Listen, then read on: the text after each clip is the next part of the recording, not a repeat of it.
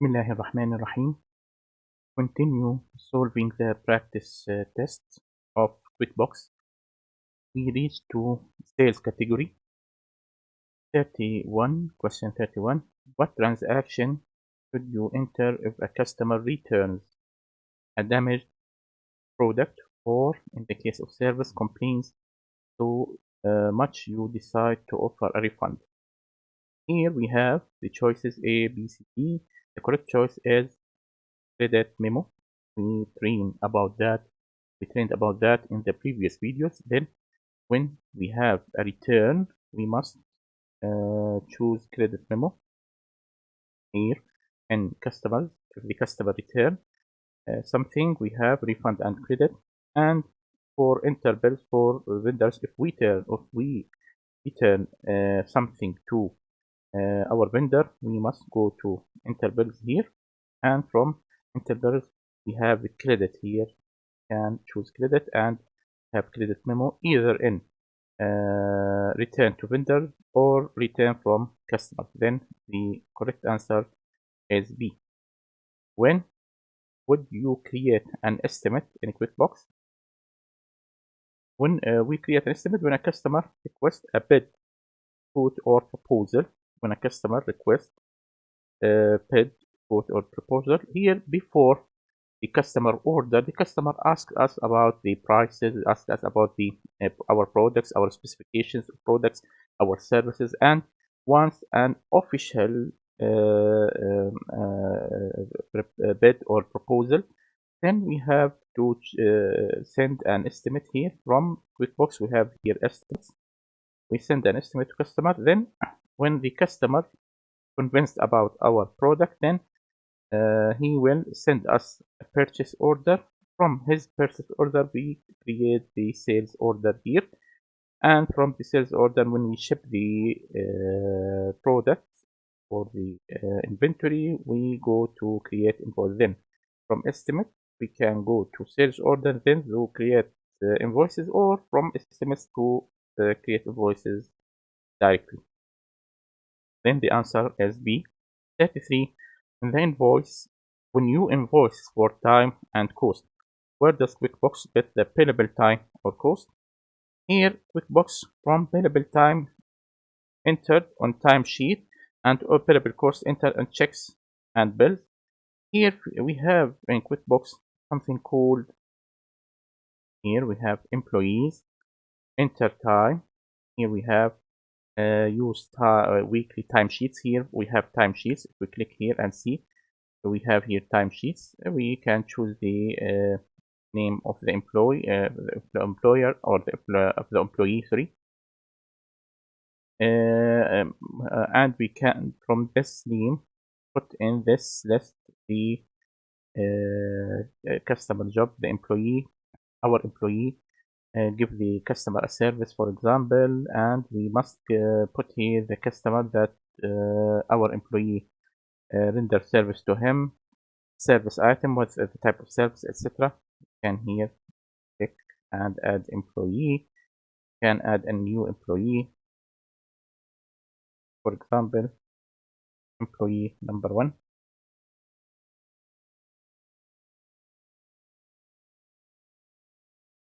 For example, okay. Yes, leave as is here. Okay, during the paychecks. Okay, yes. And here we must choose the customer. We, for example, give a customer a job, give a customer or render to customer a service. Here, service name. We don't have here a name of service. We can choose here service, for example, forming service, for example, and the rate per hour, for example, 10 JD, and the account here, for example, we can select sales revenue and click OK. Apparel item here. Okay, add new hourly wages. Okay, bills, hourly wages, regular pay. Enter the name of hourly wages. Wages here, wage. example. And here we have payroll expenses for tracking fixed expense. And here the payroll expenses, for example, as is, we can choose any account we want here according to our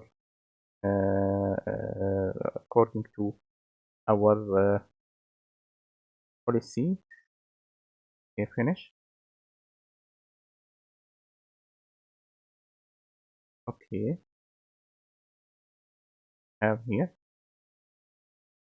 notes. You can see here the day that our employee rendering service to our customer. And here we have, for example, on Wednesday rendering 4 hours in Wednesday, and in Thursday rendering 3 hours in Thursday. Then you have 7 hours for this customer. Okay, save and close.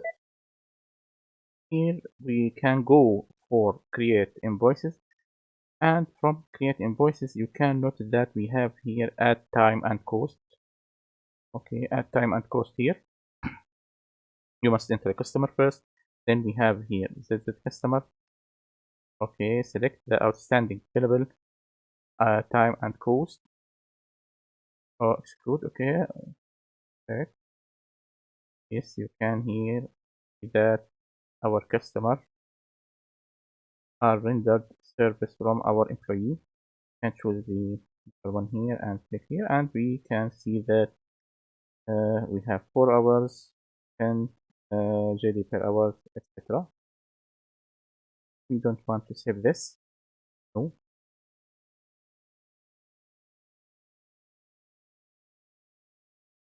Okay, here we have finished the 33 from the billable time entered on the timesheet, and for billable cost entered.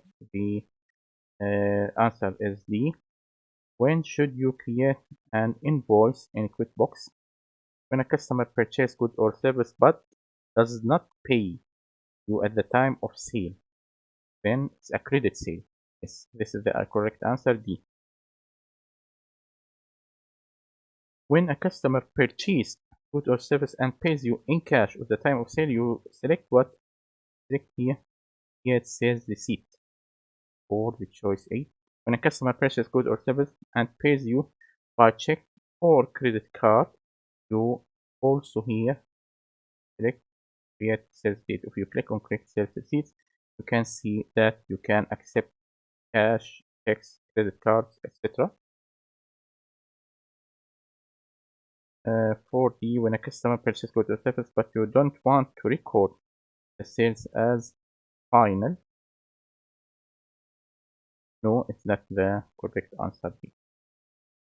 Then the correct answer is D. When should you use a sales receipt in Quickbooks? When should you use a sales receipt in Quickbooks? We use the sales receipt in Quickbooks to record customer payment at the time of sale. When the customer pays immediately at the time of sale, we use the create sales receipt. Here we choose cash or check. If the customer pays us by cash, we choose cash. Pays by check, we choose check. Pays by credit card, we choose credit card, etc. And it's like an invoice window.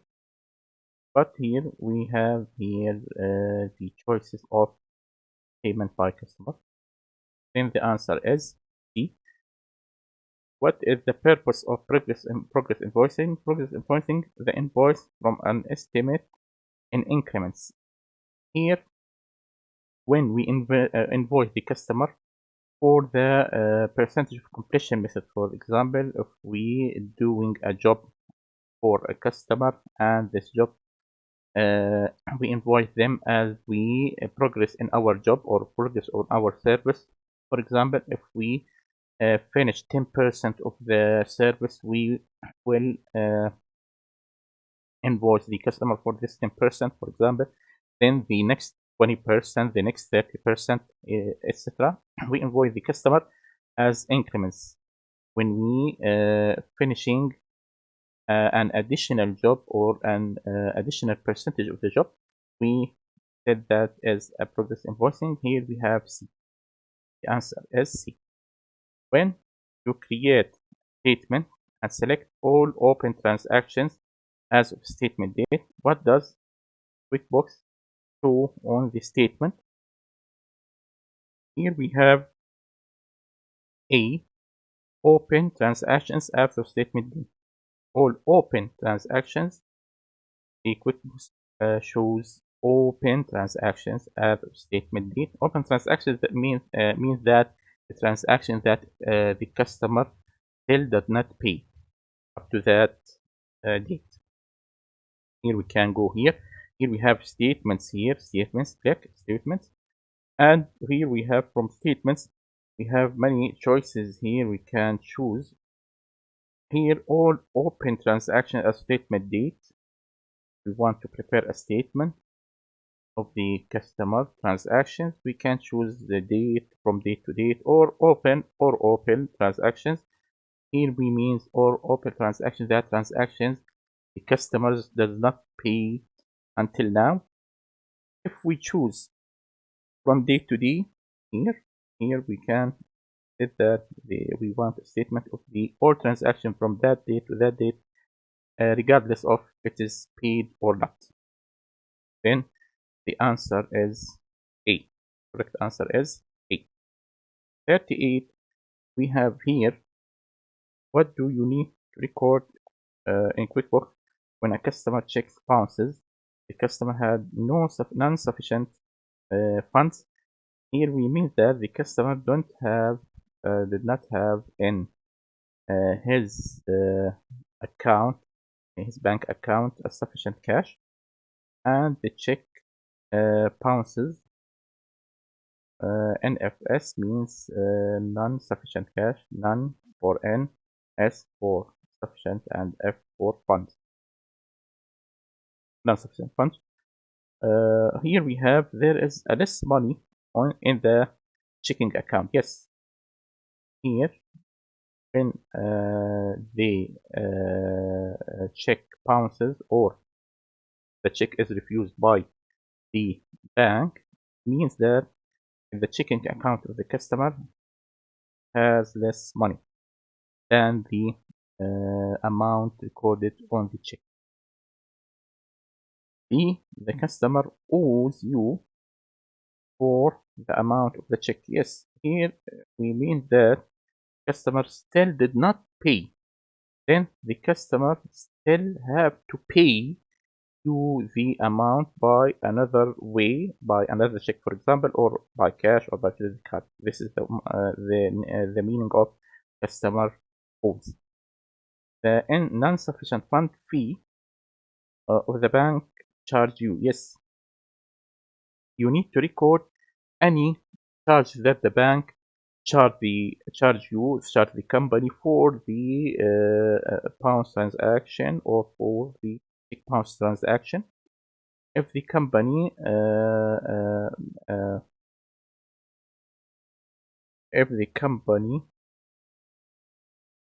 deduct from the if the bank deduct from the company the fees of the customer check pounds transaction, these fees normally will be charged to customer. Then if the customer owes us 1000 JD, for example, and the bank deduct from our account, from our bank account for the company, deduct 10 JDs from the check bounces transaction, then we will charge the customer the 1000 JD and the 10 JD that the bank deduct from our account.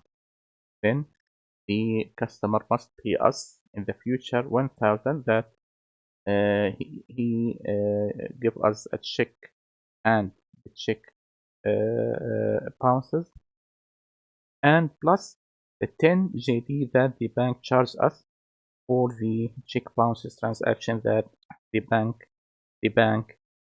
charge us and deduct from our account.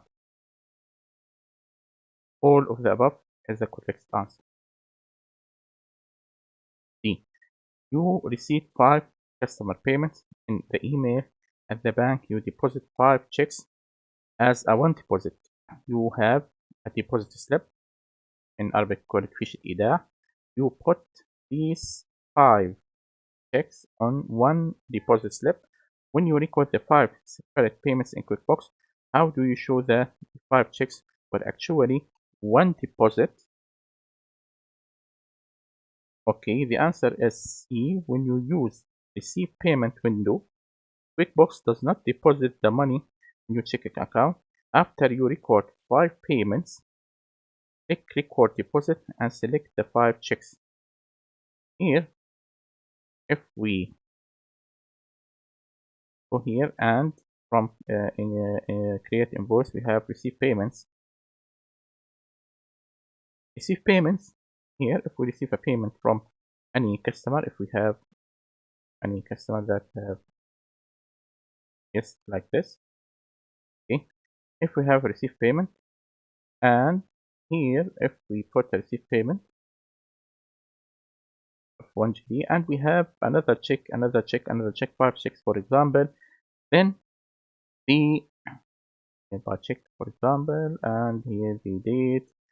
Okay, you note that if we click save and close, and if we go to record deposits here, click record deposits, you need to have a valid bank account. Okay, we can create bank account, save and close.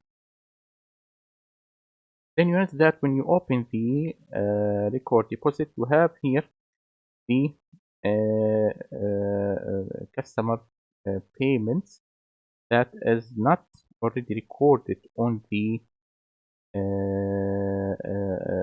bank account, because by default Quickbooks record all deposits at the account called undeposited funds. Then from the undeposited funds you can deposit these funds by using this window. You can check that I want to deposit this and this and this, and click OK. Here we can deposit all the amounts by one transaction. After record 5 payments, click record deposit and select the 5 checks. We can select here 5 checks and click OK. Then how do you show that the 5 checks are actually one deposit? By this. Good. Then the answer is C.